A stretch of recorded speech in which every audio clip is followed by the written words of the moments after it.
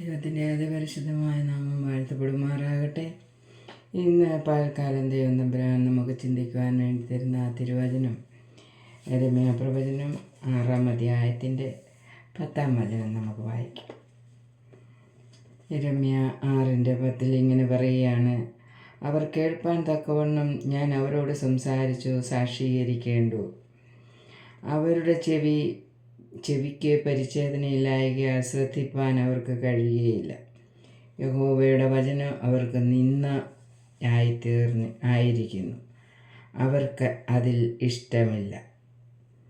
നോക്കിക്കേ, ദൈവത്തിൻ്റെ വചനം മനുഷ്യൻ ഇഷ്ടപ്പെടാത്തത് എന്തുകൊണ്ടാണ് എന്ന് ദൈവവചനം നമ്മെ പഠിപ്പിക്കുകയാണ്.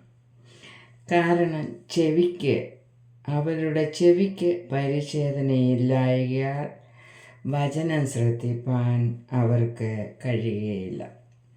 വചനത്തെ നിന്ദിക്കുന്നു. അപ്പോൾ നമുക്ക് നമ്മളെ തന്നെ ശോധന ചെയ്യാം.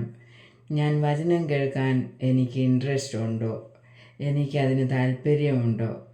ഇല്ലെങ്കിൽ നാം വചനത്തെ നിന്ദിക്കുന്നവരാണ്. നമ്മുടെ ചെവിക്ക് പരിച്ഛേദന ലഭിക്കാത്തത് കൊണ്ടാണ് എന്ന് ദൈവവചനം പറയുകയാണ്.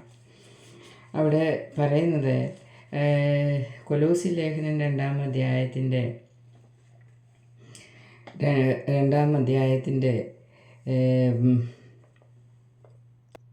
11-ാമത്തെ വചനത്തിൽ പറയുകയാണ്: അവനിൽ നിങ്ങൾക്ക് ക്രിസ്തുവിൻ്റെ പരിച്ഛേദനയാൽ ജഡശരീരം ഉരിഞ്ഞു കളഞ്ഞതിനാൽ തന്നെ കൈകൊണ്ടല്ലാത്ത പരിച്ഛേദനയും ലഭിച്ചു.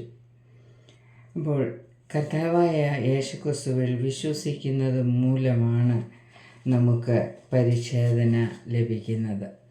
ചെവിക്ക് പരിച്ഛേദന ലഭിക്കണമെങ്കിൽ ജഡശരീരത്തിൻ്റെ മോഹങ്ങളെ ഉരിഞ്ഞു കളയേണ്ടതായിട്ടുണ്ട് എന്ന് ദൈവം നമ്മെ പഠിപ്പിക്കുകയാണ്.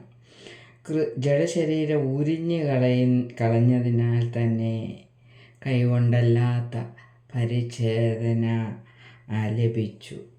അപ്പം കൈകൊണ്ടല്ലാത്ത പരിച്ഛേദന എന്ന് പറഞ്ഞാൽ ദൈവത്തിൽ നിന്ന് വരുന്ന പരിച്ഛേദന. കൈകൊണ്ട് പരിച്ഛേദനയേറ്റത് എന്ന് പറഞ്ഞാൽ അഗ്രചർമ്മം എന്ന് പറയാം.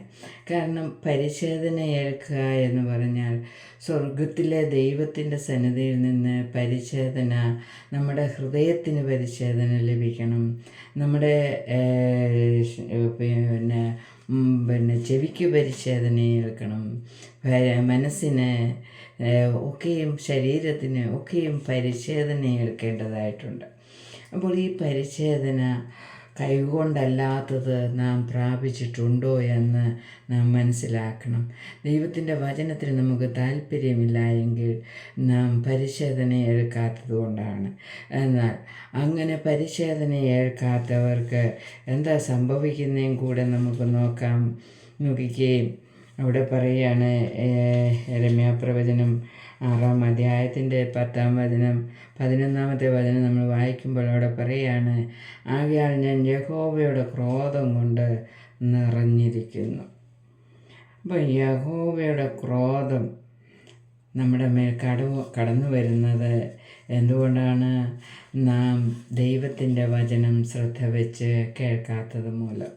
അതുകൊണ്ട് ദൈവത്തിൻ്റെ വചനം നമുക്ക് ശ്രദ്ധ വെച്ച് കേട്ട് ദൈവക്രോധത്തിൽ നിന്ന് നമുക്ക് മോചനം ലഭിക്കുവാൻ, രക്ഷപ്പെടുവാൻ ഇടയായി തീരട്ടെ എന്ന് പ്രാർത്ഥിച്ചുകൊണ്ട് ദൈവവചനത്തിൽ നിന്ന് ഞാൻ വിരമിക്കുകയാണ്. ദൈവനാമം മഹത്വമെടുക്കുമാറാകട്ടെ. ആമേൻ.